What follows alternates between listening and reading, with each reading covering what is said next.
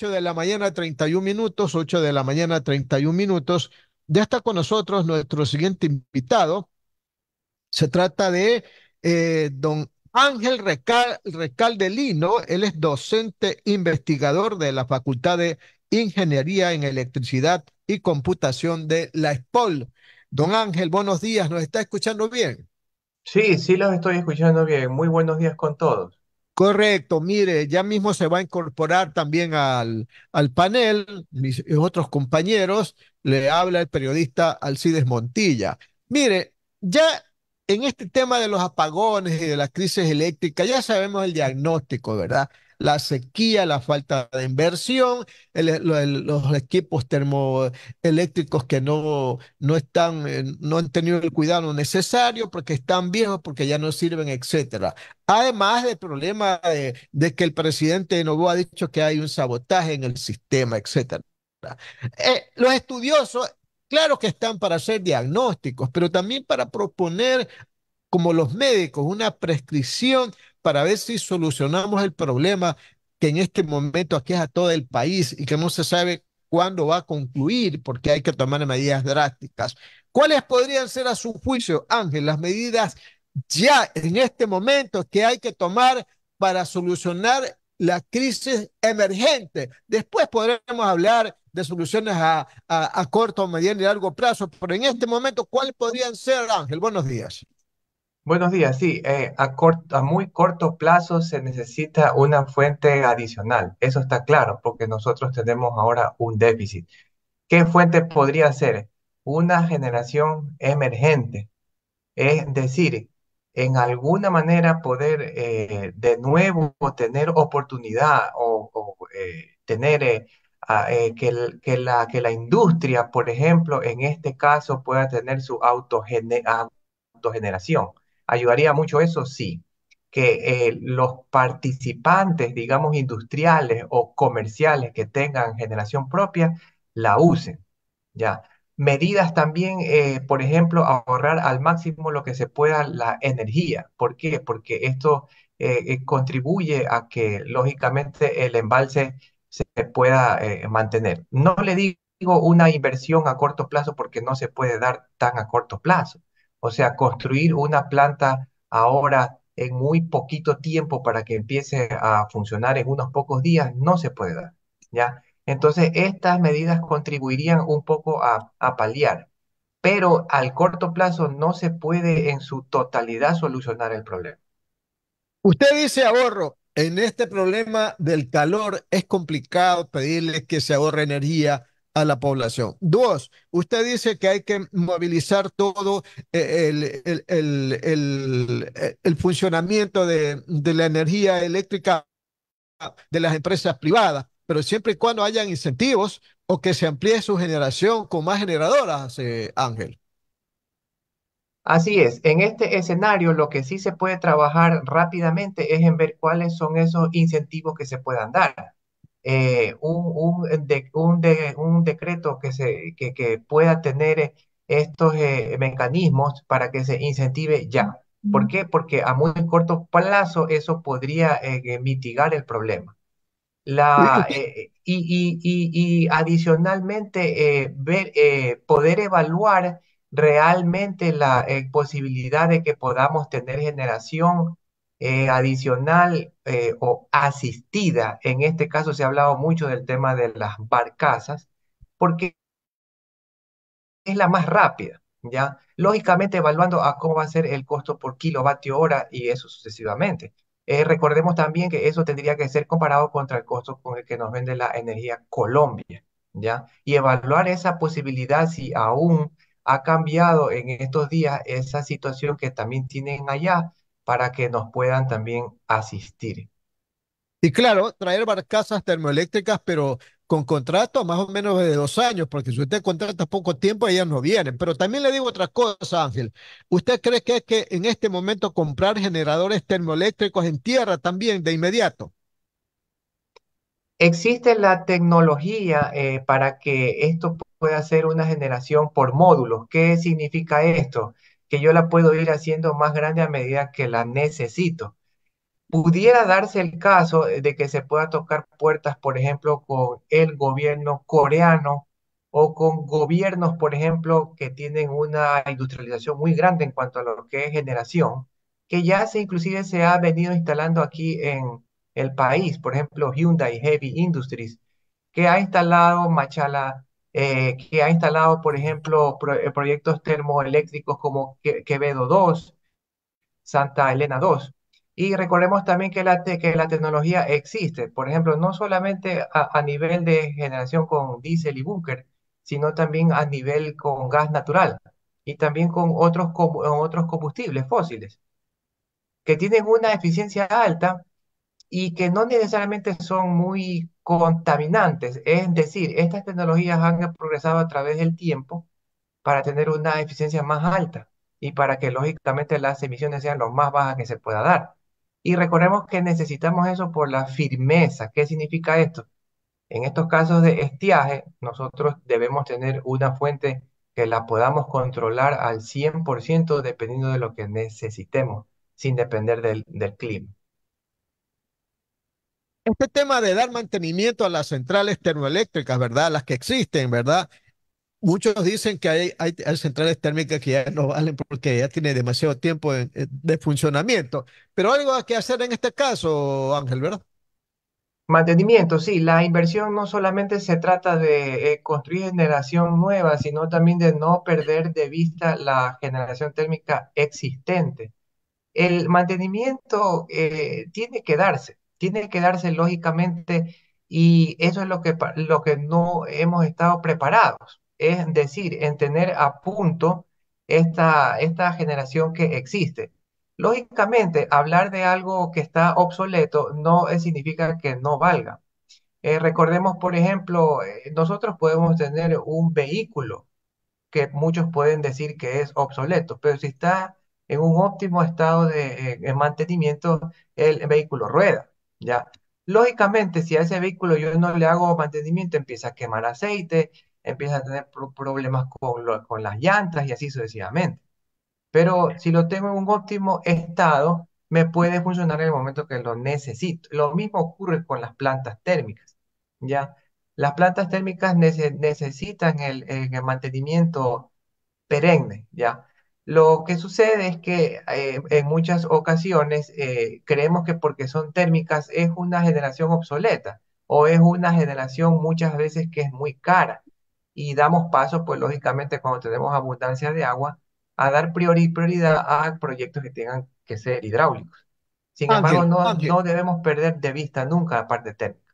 Ángel, permítame otra pregunta, porque el presidente no ha hablado de sabotaje en las plantas eléctricas, ¿verdad? Yo he consultado con muchos ingenieros eléctricos y petroleros también y me dicen, eso es fácil de descubrir. Usted ve a la máquina y en la máquina hay algún daño, eso es un sabotaje, no es necesario de mucha ciencia. Para usted es fácil de descubrir el sabotaje si es que en verdad existe. En las plantas hidráulicas, como, mire, todo el parque generador nacional está siendo controlado, es decir, es monitoreado. Las que tienen embalse, el nivel que ese embalse tiene. Asimismo, qué calidad de agua entra. Entonces, como usted indica, se puede ver, por ejemplo, en los últimos días o en los últimos meses, cómo ha venido la tendencia, ¿ya? ¿Por qué? Porque se viene monitoreando periódicamente. Por ejemplo, en un embalse, el sedimento está colocado al fondo. Si nosotros tenemos, por ejemplo, la operación básica que está ya en cota mínima, significa que prácticamente no hay agua. Y justamente eso también pone en riesgo la operación. ¿Por qué? Porque no podemos turbinar un agua que no está preparada para entrar, ¿ya? Porque tiene mucha sedimentación, ¿ya? Y el daño se puede dar el daño Claro. puede ser mucho más alto si yo continúo operando con esa calidad de agua. Entonces, el monitoreo existe, ¿ya? Y la autoridad competente podría tener acceso a esos datos que se los toma en el tiempo real prácticamente y determinar si hubo algún cambio brusco. Estos cambios bruscos, ¿cuáles pueden ser? Por ejemplo, si de forma muy rápida el nivel del embalse bajó o si, por ejemplo, está entrando un agua que no está preparada, ¿ya? Un agua que no es la adecuada para que pueda ser turbinada, o sea, procesada para que pueda dar energía eléctrica. Entonces, sí se puede determinar que la autoridad competente, lógicamente, tenga acceso para que pueda revisar todos esos datos de acuerdo a lo que el operador nacional tiene. Las 8 de la mañana, 41 minutos, Radio Atalaya y su programa de opinión política, Punto de Vista. Estamos dialogando con Ángel Recalde Lino, docente e investigador de la Facultad de Ingeniería en Electricidad y Computación de la ESPOL. Vamos a darle la bienvenida. Ya está con nosotros también nuestros compañeros de panel, el ingeniero Andrés Mendoza Paladines, director del programa, y también nuestra compañera Noemí Ceballos. Ingeniero Mendoza, buenos días, ¿cómo está usted? Muy buenos días a don Alcides Ezequiel Montilla y muy buenos días también a la ingeniera Noemí Ceballos, que está con nosotros. Un gusto y las felicitaciones para ella, porque está muy contenta por la clasificación de su equipo, el Real Madrid, Ah, el día de ayer, ha ¿no? venido, con razón ha venido de otra manera, vestida y peinada. Ahí está la causa, pues. No, es que hoy no tengo oficina. Buenos días, Ah, no tiene Ángel. oficina. Andrés, sí, no, hoy Ah, no tengo oficina, tengo teletrabajo. Ah, ok. Oficina en la radio. La verdad es que dramático, pero muy bien. Y como siempre, hasta el último, ese partido que causó Hasta el tanta final. expectativa, hasta el final, No lo des muerto nunca el Madrid, hasta el final. hasta el final. Así dijo Ancelotti. Pero Sí. bueno, ahí estamos, ahí tuvo la transmisión del sistema emisora Atalaya, pues fue hasta las 5 de la tarde casi, producto de que hubo alargues y penales. Ujú. Ahora sí, y obviamente me sumo al saludo a nuestro invitado, el ingeniero Ángel Recaldelino, eh, que está con nosotros, porque dentro de todo había mucha gente que no podía ver, por ejemplo, ese partido a esas horas de la tarde, había mucha gente que no podía trabajar.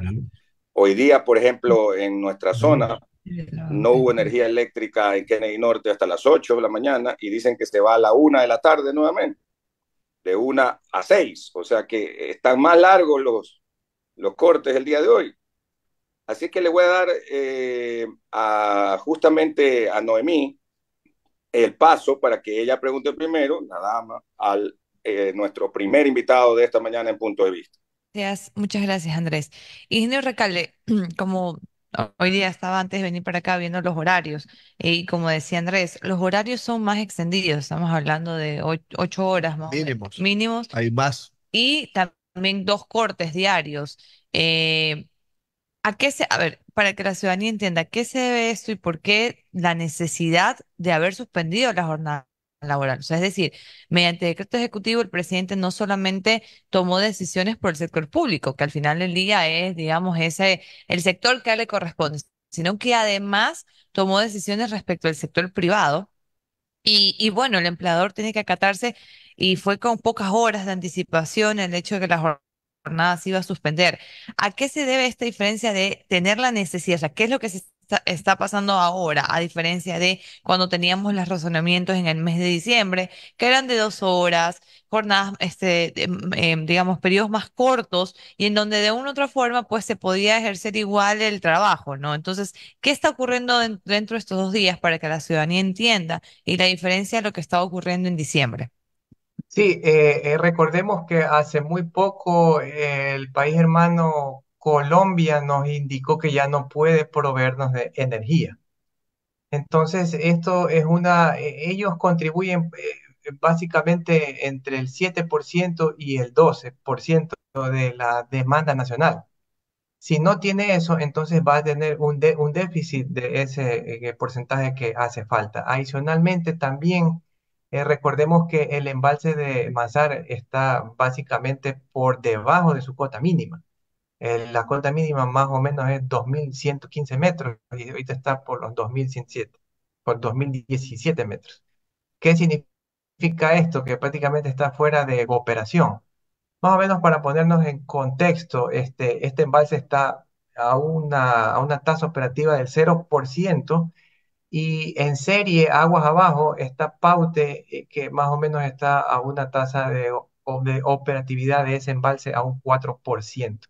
Entonces, la situación exige, a diferencia de lo que se pudo tener la vez anterior, de que se baje lo más que se pueda, ya, o se pueda retener lo más que se pueda agua. ¿Cómo se logra esto? En periodos donde hay asueto, como en este caso, la carga disminuye en el promedio entre un 10% y un 12%. Puede ser inclusive hasta un poco más dependiendo del clima. Por ejemplo, si nosotros aquí en Guayaquil hubiésemos amanecido con un sol muy fuerte, entonces este porcentaje cambia.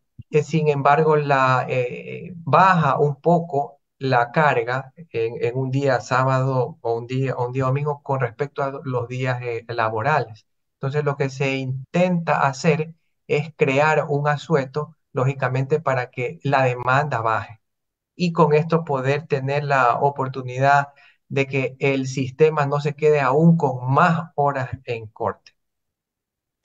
O sea que de una u otra manera, claro, esto era necesario y se llama también a la ciudadanía a que acate, porque el tema es que ayer el sector privado, con, claro, también parte justa razón, preguntaban, bueno, si es que el decreto se debía de observar o no, y hasta qué punto pues el presidente podía hacerlo de esta forma. Y qué pasa, por ejemplo, como para entender, con las empresas que tienen sus propios generadores. O sea, esos generadores de una u otra manera en algún momento se alimentaron, ¿verdad? Para que puedan también funcionar. ¿Es recomendable o tendríamos más bien, la pregunta sería, el mismo efecto si es que digo yo como empleador, no, los voy a hacer que todos mis colaboradores vayan porque yo tengo transformador y luego tengo que volver a recargar? O sea, ¿cómo generaríamos el efecto que se requiere de poder, digamos, hacer como un alto para recaudar agua o estaríamos igual en las mismas? Bueno, hay centros comerciales, hospitales y en diferentes zonas industriales, por ejemplo, que pueden tener generadores operativos. Esto es lo que lo que mencionaba, por ejemplo, de la autogeneración, ¿ya? Esta autogeneración, dependiendo de cómo haya sido dimensionada, puede cubrir el 100% de la carga. No, ahora, si una persona o un empresario desearía trabajar de esa forma, pues tendría que consumir combustible, ¿no? Y claro, o sea, incurre en un costo, lógicamente es el costo para poder operar. Lo que usted está mencionando es muy cierto por el tema de que, y los que no tengan, y los que de todas maneras deseen continuar operando hoy día como un día normal, bueno, sería una fracción o una parte que no se podría determinar. En muchas ocasiones las empresas eléctricas por medio del medidor comercial podría ver qué zonas están operativas y qué no, dando así, por ejemplo, un anticipo para lo que pueda suceder mañana viernes, ¿no? Y con esto tener una medida un poco más firme, ¿no? Como le digo, de lo que se trata es no terminar ya lo poco que queda de agua mientras se puede establecer una medida paliativa a corto plazo para no quedarnos con periodos más extendidos de corte, ¿no? ¿Cómo puede funcionar esto? Lógicamente, no hay un policía, digamos, en cada uno de nuestros centros comerciales, hogares o industriales, pero digamos, lo que sí se trata es de que se pueda entender que estamos en una situación grave, ¿no? Para poder solucionar el problema de raíz, más allá del tiempo, porque es claro de que, y usted lo mencionaba al inicio de esta entrevista, coincido, ninguna medida va a ser de la noche a la mañana, no se puede construir, ya quisiéramos una planta de un día para otro, ¿verdad?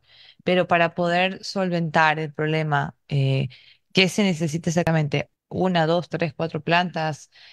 Porque, a ver, el tema de que hayamos llegado a este punto, claramente es el resultado de falta de mantenimiento de muchos años atrás. Eso no es de un solo periodo, ni lamentablemente le tocó al gobierno actual, pero porque ya no se podía más, ¿no? Eh, ¿Cómo se soluciona este problema? Este problema, bueno, a corto plazo. ya sabe, es una situación especial.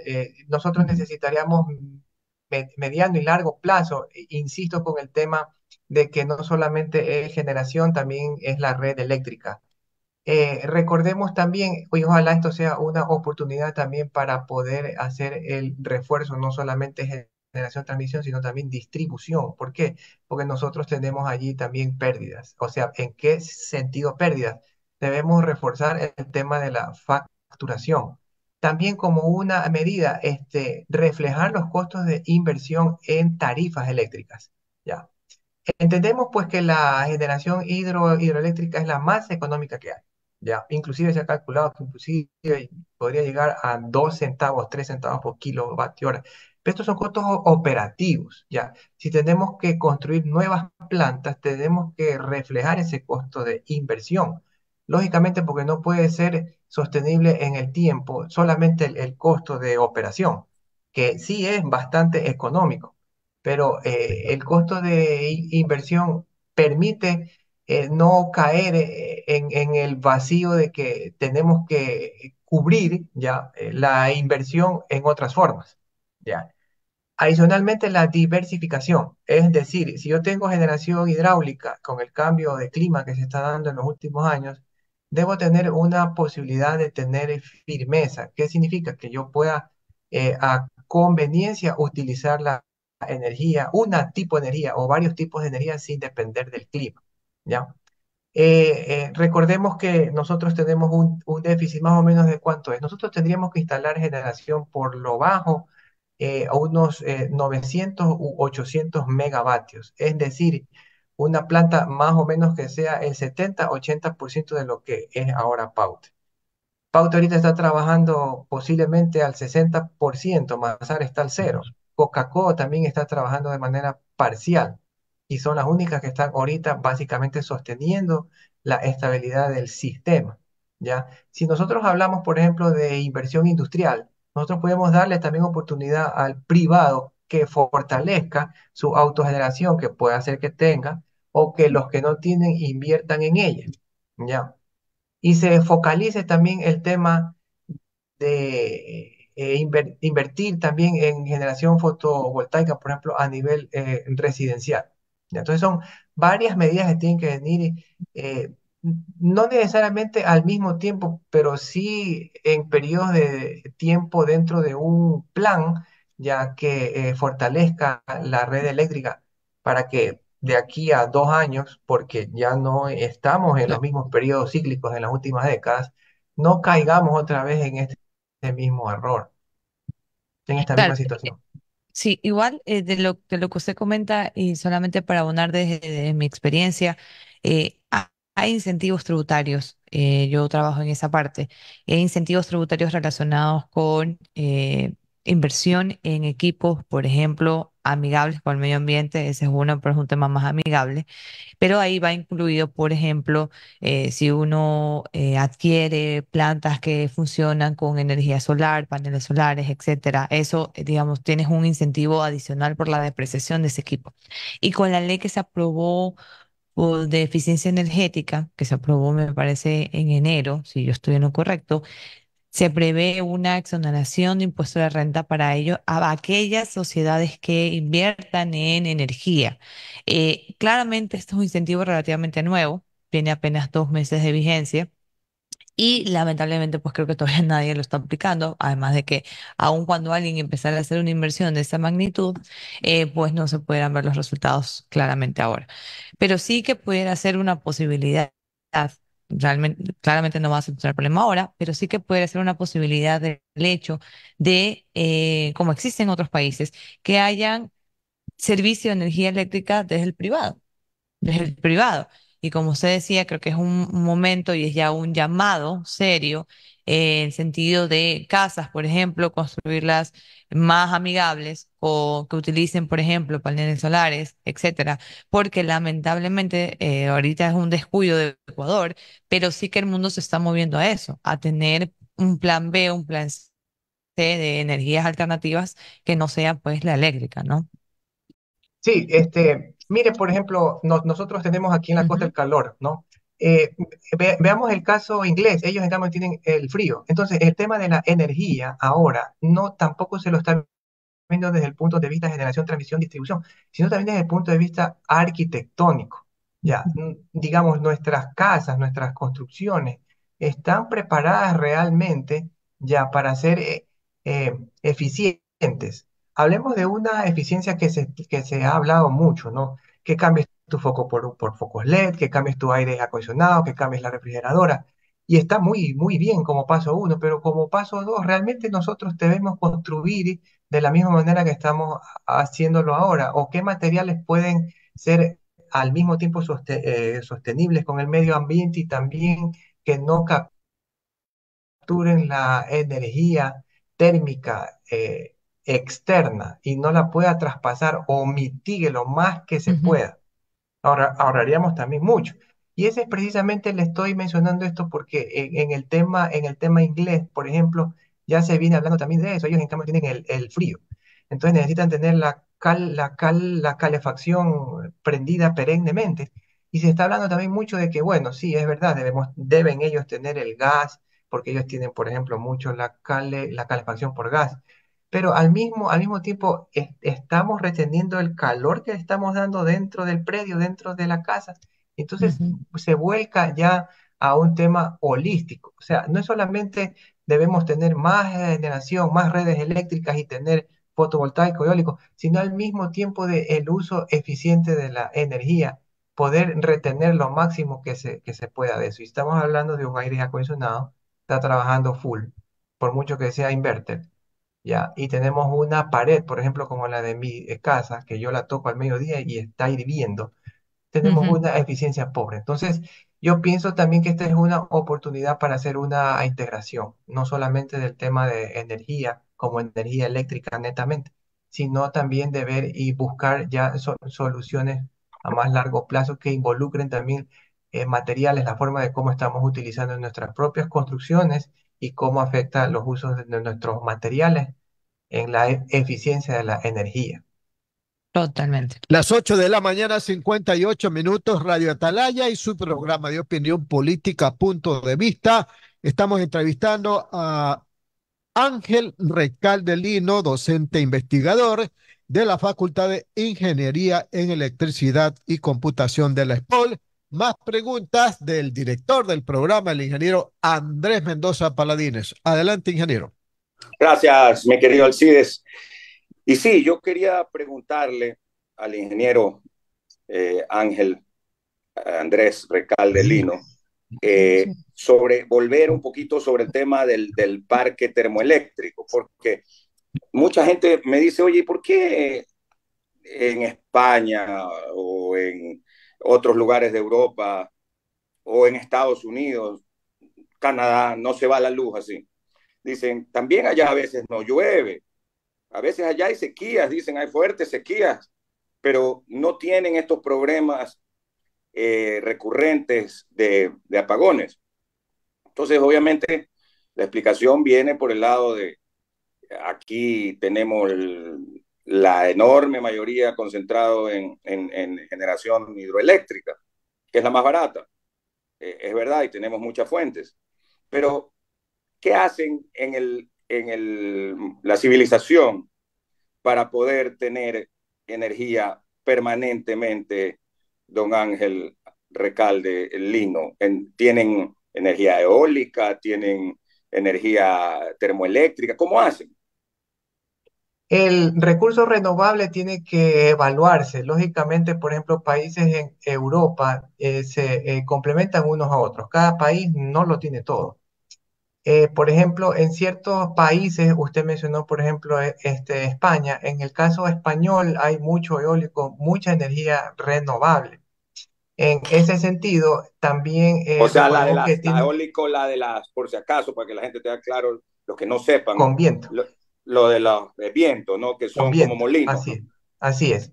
Para poder explotar un tema como viento, por ejemplo, hay que tener una velocidad de viento mínima, por ejemplo, y un perfil de viento a través de los años que permita poder instalar, ¿ya? Nosotros en cualquier parte podemos uno siente esa sensación del viento y uno dice, el viento corre fuerte aquí, ¿por qué no hay eólico? Sin embargo, recordemos que para poder tener generación no se necesita únicamente un viento fuerte en la noche, sino una regularidad y también una participación casi constante del viento a través de todo el año, ¿ya? Entonces, si usted revisa, por ejemplo, el análisis que se ha hecho eólico a nivel nacional, la velocidad del viento no pasa en ciertas ocasiones en promedio está en los 5 metros por segundo, menos, cuando para una generación nosotros necesitamos más de 15, 20 metros por segundo, ¿no? Como es el caso australiano, por ejemplo. Porque el beneficio que se tiene con la generación eólica, por mencionar algo, por ejemplo, la tienen más los países que están o bien al norte o bien al sur. Entonces, el potencial que cada país tiene puede depender, ¿no? Unos pueden tener hidráulico, otros pueden Sale tener eólico. electricidad que Ahora, sale lo que sí, lo que petróleo. usted mencionaba, el tema térmico, era tener lo que mencionaba, ¿no? Tener esa firmeza, o sea, la uso cuando la necesito, más o menos como tener un carro. El carro está a punto, yo lo prendo, enciende y rueda, ¿ya? Y eso lo permite la generación térmica y lo permite la generación hidráulica siempre y cuando el embalse esté lleno, ¿ya? Habrá periodos que haya mucha agua, habrá periodos que haya poca agua. Ahora, con el tema térmico, recordemos también que hay tecnologías que son mucho más limpias que antes.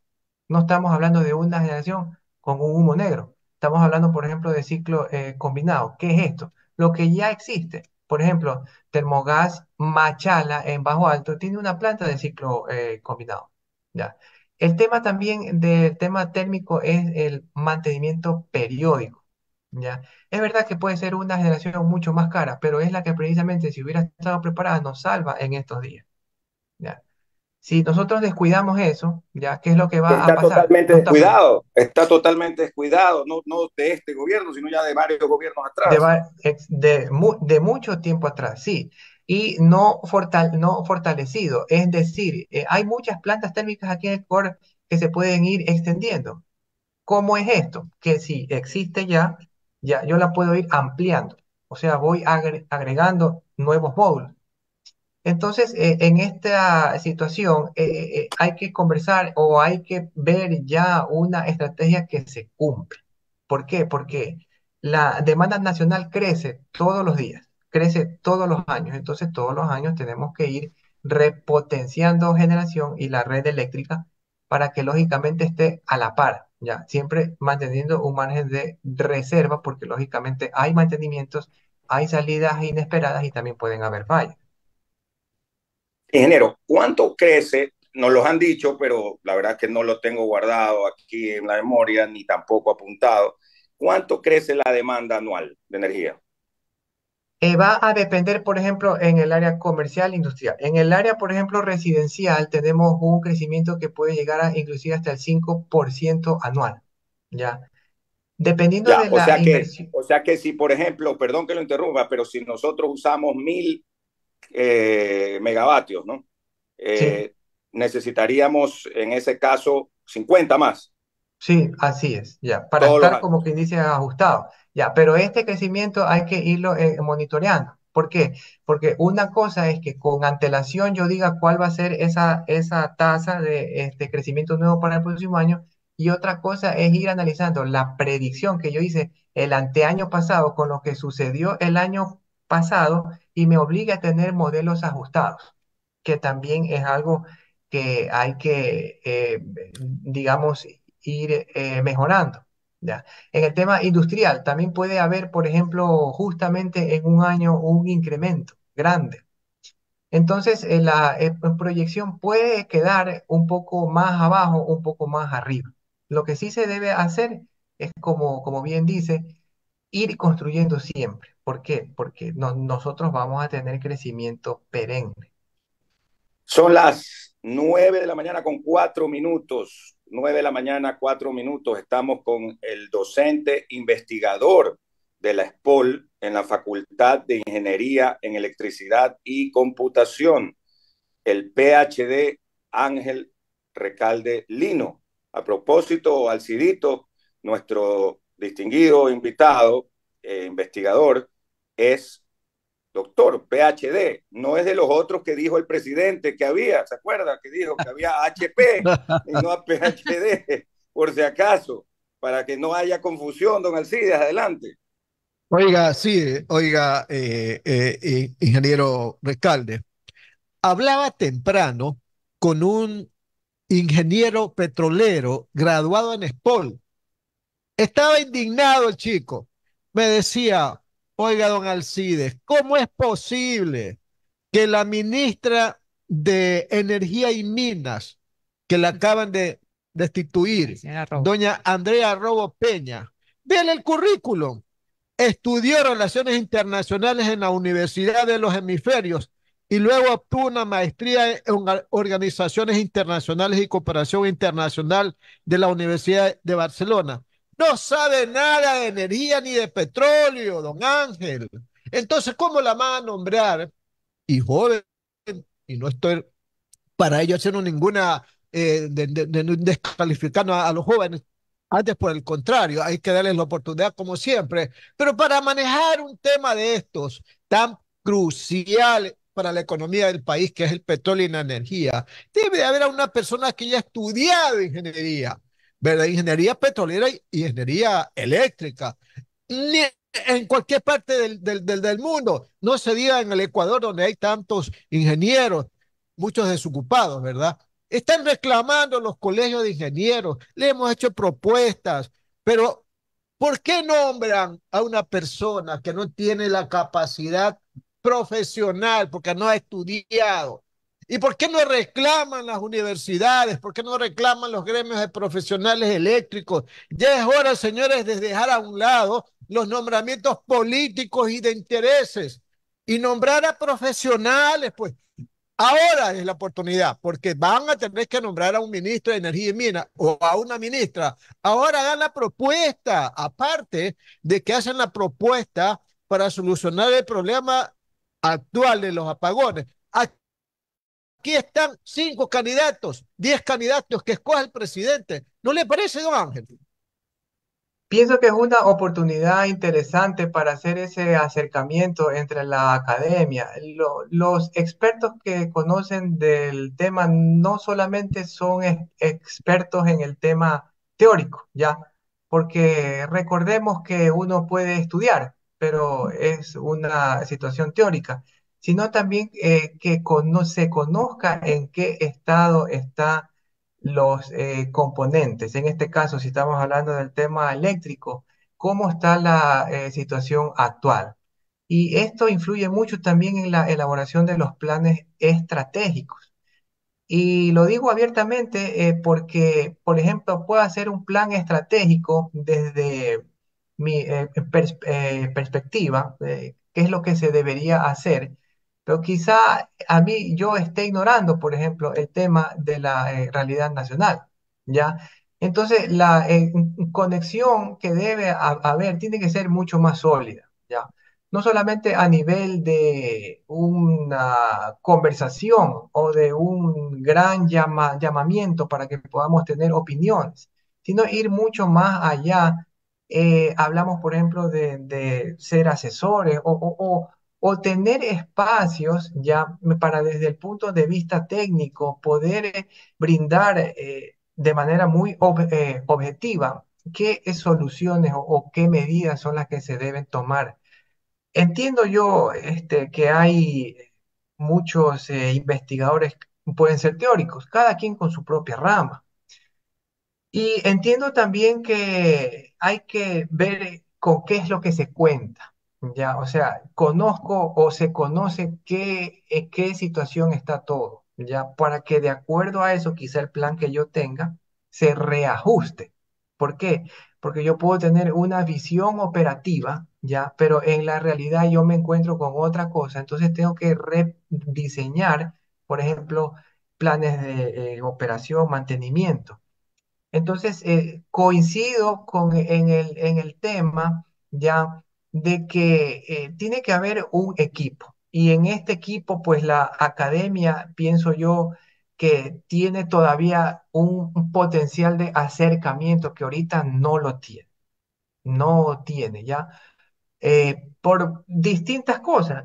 Digamos, nuestras autoridades, digamos, tomarán decisiones con respecto a qué potencial tiene una persona para decidir o qué potencial tiene para tomar una decisión en momentos críticos.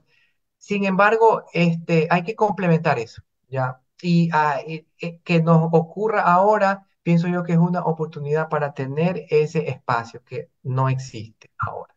¿Qué espacio? El espacio de que no solamente académicos, sino personas que conocen la realidad nacional y podamos generar estrategias basadas en la realidad y muchas veces no basadas en una presunción teórica.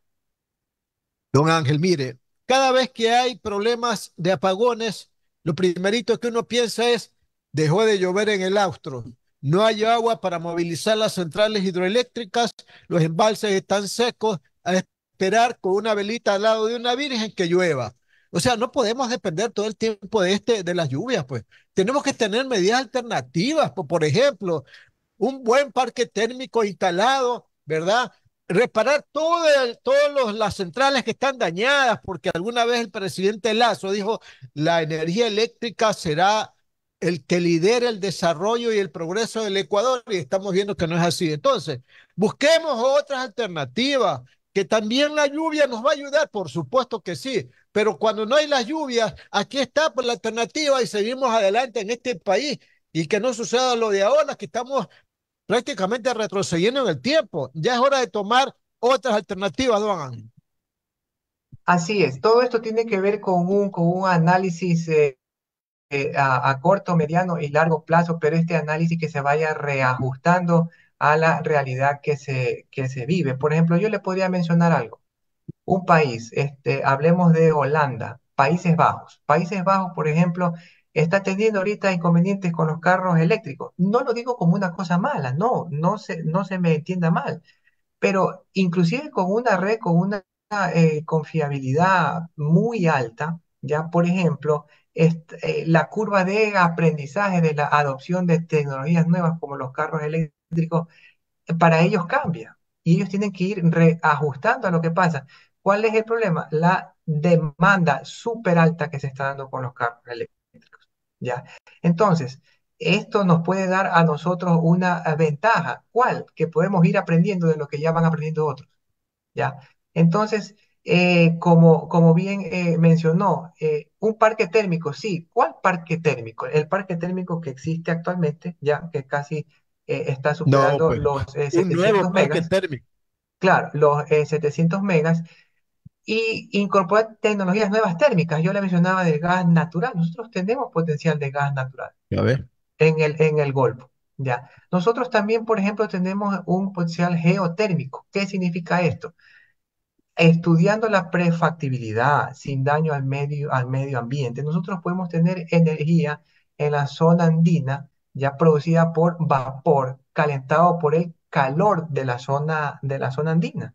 Ya, no estamos hablando que vamos a contaminar el ambiente, sino que de lo que se trata es de aunar esfuerzos para aumentar esa diversificación que, como bien lo dijo, la térmica, pero ¿por qué térmica? Porque justamente nos da la firmeza, el término que nosotros necesitamos ahora, no depender del clima, porque el clima está siendo impredecible en los últimos años. No, un modelo ya desde hace 20 años o con los 20 de hace 20 años, por ejemplo, desde 2000, de los años 2000, por ejemplo, 2001, 2002, 2003, sucesivamente hasta el año pasado, yo tengo datos, la periodicidad con que se viene dando el clima era más regular. Ahora, en cambio, tenemos algo muy irregular. ¿Qué significa? Que si de acuerdo a los datos, hoy debemos tener lluvias y no hay. Entonces, debemos irnos adaptando a todo eso. Y en la impredecibilidad que nosotros tenemos, poder tener esa firmeza. Entonces, inversión en todos esos campos y en todas esas tecnologías nuevas. Y en la adopción de tecnologías nuevas, ir viendo cómo tenemos que afrontar el problema. Por ejemplo, mencionando, o para que se cierre la idea de los carros eléctricos. Por ejemplo, que ocasionaría que nosotros pongamos a cargar el carro eléctrico durante la noche. Crearíamos un pico de carga inmenso. Entonces, lógicamente, hay que repensar entonces el tema si queremos carros eléctricos y tener, por ejemplo, una tarifa para carros eléctricos cambiante en el día que permita ya que toda esa carga no se me pueda concentrar en un solo punto, sino que pueda distribuirse a lo largo del día. En mi caso, por ejemplo, si yo tuviera un carro eléctrico, lo cargo en el día y no en la noche. ¿Por qué? Porque voy a mi oficina y paso casi ahí todo el día y yo no me muevo. Entonces, ¿por qué lo voy a cargar en la noche si lo puedo cargar en el día? Pero en cambio, otra persona que pasa trabajando todo el ddía quizá lo carga a mediodía y después también en la noche. Entonces, yo me complemento con el otro. De la misma manera, este complemento entre generación. Entonces, todo esto no se hace un día y después se deja a ver qué pasa en el resto de los años. Se tiene que ir reajustando. Correcto. Le agradecemos mucho, pues, Ángel, por haber estado con nosotros. Fue Ángel Recalde Lino, docente e investigador de la Facultad de Ingeniería en Electricidad y Computación de la Escuela Politécnica del Litoral.